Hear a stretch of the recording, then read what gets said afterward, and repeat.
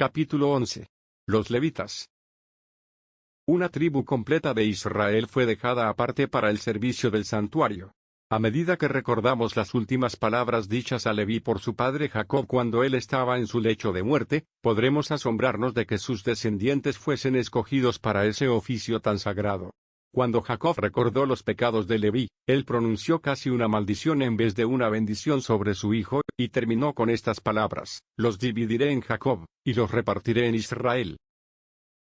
Maravilloso es el amor de Dios que puede cambiar una maldición en una bendición.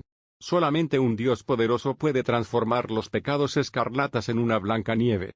La naturaleza impulsiva, que, bajo el control de Satanás, conduce a un hombre a cometer desesperados crímenes, no es removida cuando él se convierte. Esa misma impetuosidad, consagrada y bajo el control de Cristo, lo transforma en un valiente guerrero para el Señor. Saulo, el desesperado perseguidor, cuando fue convertido, se transformó en Pablo, el apóstol.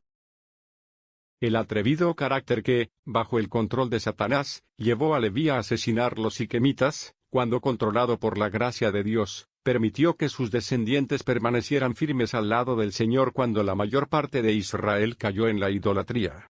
Dios transformó entonces la maldición en bendición. Él dijo entonces que por causa de haber observado su ley y guardado sus mandamientos, ellos podrían enseñar tus juicios a Jacob y tu ley a Israel.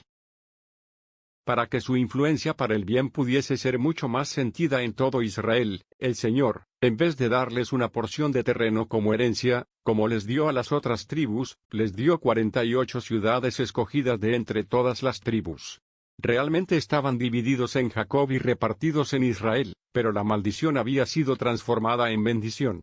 Nuestro Dios es el mismo ayer, y hoy, y siempre.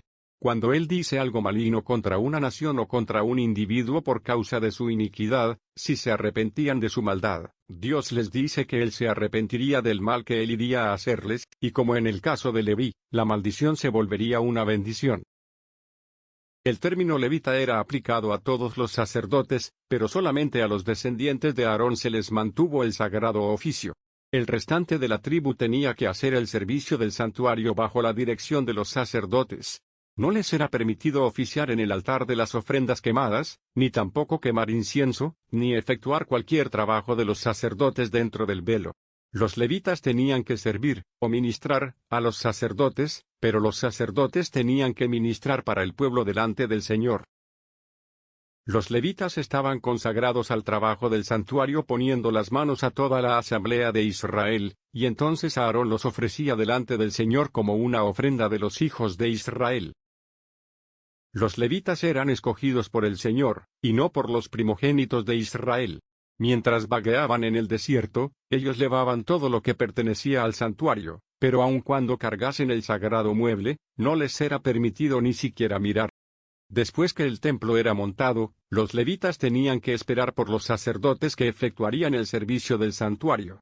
Ellos preparaban el pan de la proposición, a menudo conducían los cánticos, recolectaban los diezmos, y hacían muchos trabajos para el servicio del Señor. En el tiempo de David, los levitas comenzaron a servir en el santuario, a la edad de 25 años. A los 50 años de edad ellos debían dejar el servicio activo. Ellos no eran descartados, ellos continuaban manteniendo una visión del trabajo, pero no se les solicitaba que hicieran trabajos pesados. El trabajo de los levitas quedaba grandemente confinado al atrio, y así tipificaba el trabajo del ministro del Evangelio hoy en día.